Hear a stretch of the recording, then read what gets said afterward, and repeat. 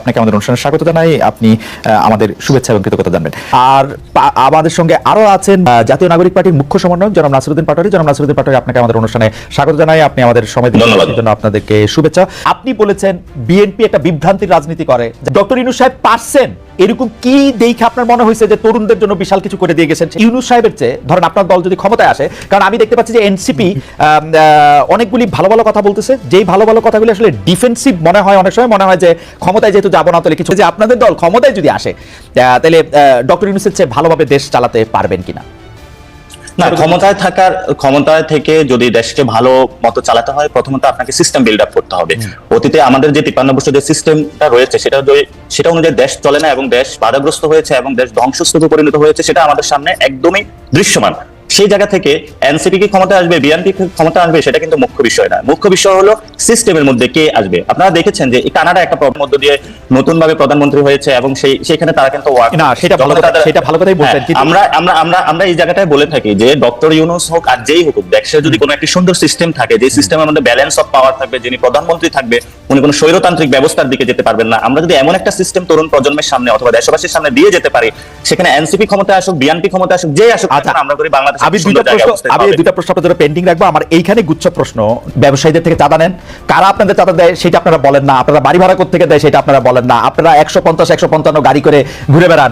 আপনারা আপনাদের মতো করে চলে, আপনাদের লোকজন ফোন করে চিফ জুডিশিয়াল ম্যাজিস্ট্রেটকে তুলে নিয়ে যেতে পারে।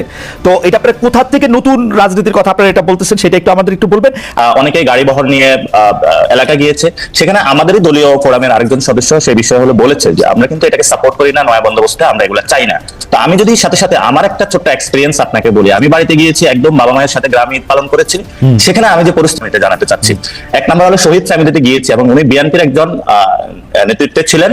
তার গলায় ছুরি চালিয়ে তাকে হত্যা করেছে যে ছাত্রলীগ, সে আইনের ফাঁক পুকুরে বের হয়ে ঘুরেফেরা করছে এবং তাদের ফ্যামিলির খুব বাজে অবস্থা। ইভেন বিএনপি থেকেও তার ওই ধরনের খোঁজ নেওয়া হচ্ছে না। মানে একদম আমার বলি যে হাজীগঞ্জ চাঁদপুরের একটা উপজেলার একটা তথ্য দিলাম। দুই নম্বরে যারা সেখানে বিএনপির এমপি ক্যান্ডিডেট, তারা সেখানে গেলে দিলাম পার্ক বানিয়ে হই হুল্লাড়ে ব্যস্ত, জনগণের কাছে যাওয়া কেউ ওইভাবে যাচ্ছে না। এবং সেখানে আপনি তো যাচ্ছেন, আমরা যাচ্ছি এবং মানুষের সাথে কথা বলার, একটা ইলেকশনের উদ্দেশ্যে যে আমরা গিয়েছিলাম সেটা নয়। বর্তমান পরিস্থিতিতে কি চলছে, জনমানুষের যদি আমরা চা দোকানে কথা না বলি, সেই পরিস্থিতি কিন্তু মানুষের জায়গা থেকে আমরা বোঝার চেষ্টা করতে পারবো না। এবং সেখানে আমরা যখন একদম প্রান্তিক লেভেলে গ্রামে গিয়ে কথা বলেছি, সেখানে আমরা দেখেছি মানুষ কিন্তু যারা আগের টার্মের আওয়ামী লীগের এখনো কিন্তু লোকাল গভর্নমেন্টের তারা রয়ে গিয়েছে এবং তাদের নিয়ে স্থানীয় যিনি সংসদ সদস্য, মানে ভবিষ্যতে যে কোনো দলের বড় দলের আসবেন, তারা কিন্তু প্রতিনিয়ত মিটিং করছেন। আমরা যেমন গাড়ি বহর দেখতেছি প্রান্তিক লেভেলে, আমাদের যারা গ্রামে গিয়েছে, বিভিন্ন গঞ্জে গিয়েছে, মানুষের সাথে কথা বলেছে, এমন ধরনের অসংখ্য স্টোরি আপনাদের সামনে উঠে আসবে। এবং আমরা সেখানে গিয়েছিলাম, গতকালকে আমাদের অফিসে একটা ছেলে এসেছিল, সেখানে সংঘবদ্ধভাবে 35 জনের একটা চক্র বাসায় যখন গিয়েছে, চাঁদা না পেয়ে তার উপরে সংঘবদ্ধভাবে তার চক্র তার উপরে হামলা চালিয়েছে। তার স্ত্রীর বাচ্চা ছিল, যখন গাড়িতে ছিল, বলছে গাড়ি পেট্রোল দিয়ে জ্বালিয়ে দিবে। সে গতকালকে অফিসে এসে কিন্তু আপনাদের জন্য সুখবর, আপনারা তো এর সুফল পাবেন, মানে এটাতে আপনারা না, আমরা একটা যে সুফল পাবো, কিন্তু স্টেট লেভেলে যখন একটি দল কেন্দ্রিক এইসব ব্যবস্থা থাকে, তখন গিয়ে আপনি যখন আইন শৃঙ্খলার কথা বলবেন, তখন এটা একটু টাফ সিচুয়েশনের মধ্যে পড়তে হয়।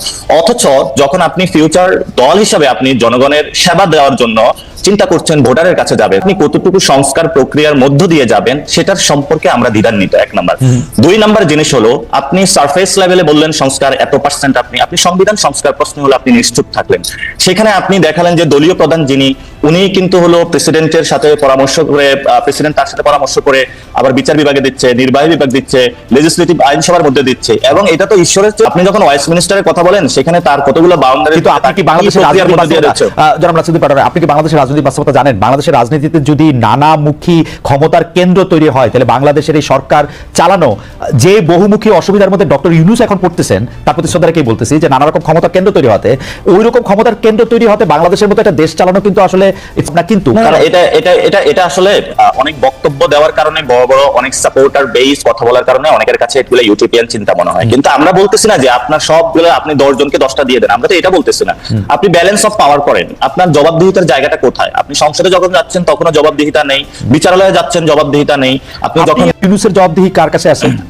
আপনারা যে সরকারটা প্রলং করতেছেন এইটার জবাব দিয়ে না এটা আমি স্ট্রংলি বিরোধিতা করি, কারণ আমরা ডক্টর ইউনূসের সরকারকে প্রলঙ্গিত করার কোনো ইচ্ছা আমাদের নাই। ঠিক আগের বক্তব্যে আপনার বক্তব্যের সারাংশই তাই ছিল যে উনি যেভাবে দেশ চালাচ্ছেন, উনি যে এটা করছেন, আপনি বলতেছেন না, কিন্তু উনি কার কাছে না সেটা আমি উনি ভারতীয় প্রধানমন্ত্রীর সাথে যে দেখা করার জন্য এত ডেসপারেট হয়ে তার সাথে দেখা করলেন, সেইটাই বা উনি কার কাছে জিজ্ঞেস করছেন? চীনে গিয়ে উনি কারে কি বলবেন সেইটাই বা কোথায় আলোচনা করছেন? হ্যাঁ সেটাই, যে আপনি যখন বললেন যে আমার বক্তব্যের সারাংশ আসতেছে যে ডক্টর ইউনূস প্রলঙ্গিত, কিন্তু সেখানে আমরা বলছিলাম যে 1000 যারা শহীদ হয়েছিল, আমরা যারা মাঠে লড়াই করেছিলাম, আমরা বলেছিলাম ডেমোক্রেটিক একটা প্রক্রিয়ার মধ্যে যাওয়ার জন্য। ডেমোক্রেটিক প্রক্রিয়ার মধ্যে যখন আমি এই কথাটা বলতেছি, তখন আমরা এই কথার সাথে কিন্তু সাংঘর্ষিক ডক্টর ইউনূসকে প্রলঙ্গিত করা, ফলত আমরা ডক্টর ইউনূস কতদিন থাকবে সেই বিষয় বা প্রলঙ্গিত করা এই বিষয়ের সাথে আমরা একমত নয়। আমরা বলেছি ডেমোক্রেটিক একটা প্রক্রিয়ার মধ্যে যাওয়া, একটা সিস্টেম ডেভেলপ করা। নাসিরুদ্দিন পাটোয়ারি, আপনি যদি ওই জায়গা থেকে শুরু করেন যে আসলে প্রথম এই যে হামলা, কারো উপরে একদম বিচার করে ফেলা, চল দেখা আসি, এইটার মধ্যে এটা শেষ করে দেই, এগুলো আপনারা শুরু করছিলেন আসলে, বা আপনাদের